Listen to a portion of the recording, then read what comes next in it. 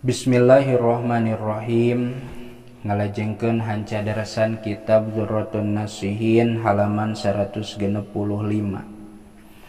Kantun qauluhu anin nabiyyi alaihi salatu wassalam. Anin nabiyyi hadis katampi ti Kangjeng Nabi Muhammad alaihi salatu wassalam. Alaihi eta muga tetep ka itu nabi as-salatu ari rahmat wassalamu sareng kasalametan.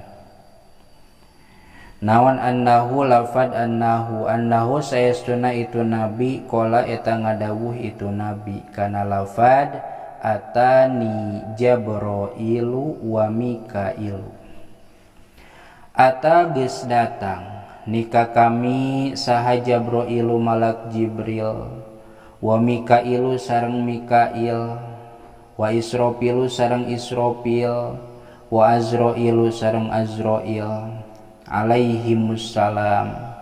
Alaihim eta muga tetep ka itu nu kabeh Jabrail, Mikail, Israfil, Azrail assalamu ari kasalametan. Faqala maka ngucap atawa ngadawuh saha Jabrailu malak Jibril kana lafad ya Rasulullahi, ya Rasulullah, he Rasulullah, man shalla alaika fi kulli yaumin asyara marratin ana akhudhu biyadihi wa amuruhu ala sirati kal barkil khotib. Saur malak Jibril, man sahajalma shalla anu maca sholawat itu man alaika ka anjeun fi kulli yaumin dina saban-saban poe asyara marratin kana 10 pirang-pirang balikan ana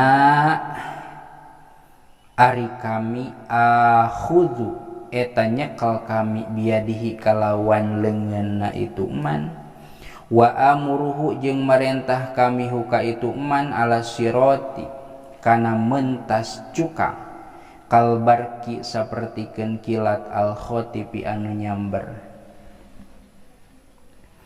Wa qala sareng ngadawuh saha Mikailu malak Mikail alaihi salam, alaihi eta muga tetep ka itu Mikail teh assalamu ari kasalametan.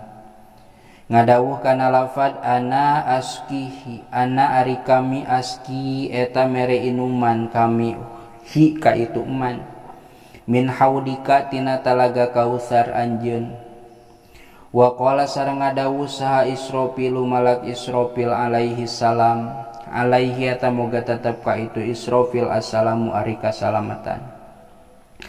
Ngadawuh kana lafad ana asjudu lillahi ta'ala ma arfa'u ra'si hatta yaghfirallahu ta'ala lahu. Ana ari kami asjudu eta sujud kami lillahi ta'ala ka Allah ta'ala ma'arfahu mual nyengkatkeun kami roksi kana sirah kami hatta yaghfira sehingga yen ngahampura saha Allah ta'ala lahu ka itu man. Wa qala sareng ngadawuh saha Azrailu malak Azrail kana lafad ana aqbidu ruhahu kama aqbidu arwahal anbiya'i alaihimussalam. Ana ari kami akbidu eta bakal nyabut kami ruhahu kana ruhna itu jalma kama akbidu sapertikeun yen nyabut kami arwahal anbiya'i kana pirang-pirang ruhna pirang-pirang nabi alaihimussalam. Alaihim eta muga tetep ka itu anbiya assalamu ari kasalametan. Titik. Maksud tina ieu qauluhu bahwa dina hiji waktos Kangjeng Nabi kasumpingan ku 4 malaikat, 4 gegedean malaikat nyaeta Jabrail atawa Jibril, Mikail, Israfil sareng Azrail. Anu mana eta malaikat teh sasauran ka Kangjeng Nabi. Kumaha sasauranana teh? Man shalla alaika fi kulli yaumin asyara marratin. Bahwa tentang jalma anu maca sholawat ka Kangjeng Nabi dina tiap poena anu lobana 10 kali. Jadi kieu lamun zaman ayeuna mah saha jalma mirip-mirip naon nya mirip-mirip challenge merenya tantangan saha jalma anu tiap poena maca sholawat ka Kangjeng Nabi 10 kali minimal eta teh nya, maka malaikat Jibril atau malak Jibril bakal masihan surprise. Malaikat Mikail nya kitu deui, Israfil Azrail nya kitu deui, naon wae surprise atawa jaminanana teh pikeun nu maca sholawat tapi nya sapoe minimal 10 kali. Saur malak Jibril, ana akhudhu biyadihi wa amuruhu ala sirati kalbarkil khotib.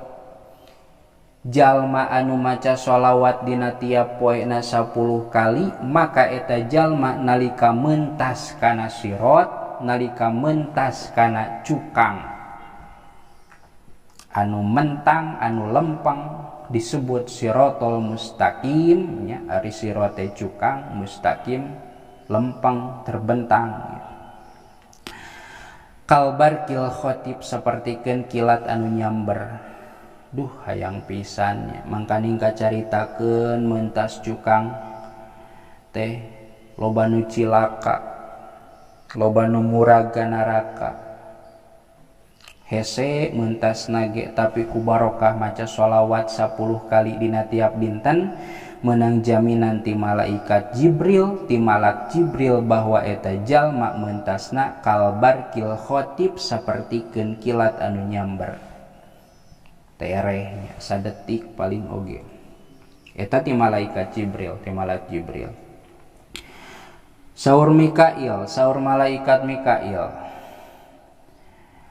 wa qala Mikailu alaihi salam ana askihi min haudi. Da mentas mah enggeus ku kami rek dibere eta jalma teh tina inuman talaga anjeun. Rek dibere nginum da puguh di alam akhirat teh haus kabina-bina rek dibere nginum eta jalma teh. Saur malaikat Israfil, ana asjudu lillahi ta'ala ma arfa'u ra'si hatta yaghfirallahu ta'ala lahu. Lamun teh mah eta jalma boga kasalahan maka kami rek sujud ka Allah moal cengkat-cengkat salagi eta naon? Salagi eta jalma can dihampura ku Allah. Saur malaikat Azrail, ana aqbidu ruhahu kama aqbidu arwahal anbiya. Kami rek nyabut kana nyawana kana ruhna eta jalma teh saperti kenyabut kami kana ruhna para nabi. Intina mah jalma anu maca sholawat minimal 10 kali dina sapoe eta jalma bakal bagja. Bagja ti mimitina ti mimiti dicabut ruhna ge ruh naon? Ruhna eta jalma dicabut saperti kenyabut ruhna para nabi. Atuh geus aya ciri bagja ti dinya ge nya kitu deui lamun boga kasalahan pangmentakeun hampura ku malaikat Israfil. Lamun haus dibere nginum ku malaikat Mikail. Lamun mentas kana cukang hese dipangmentaskeun ku malaikat Jibril. Intina mah jalma nu maca sholawat 10 kali dina sapoe maka eta jalma bakal bagja. Titik. Hukia an Abdillahi cekap heula wallahu a'lam bissawab.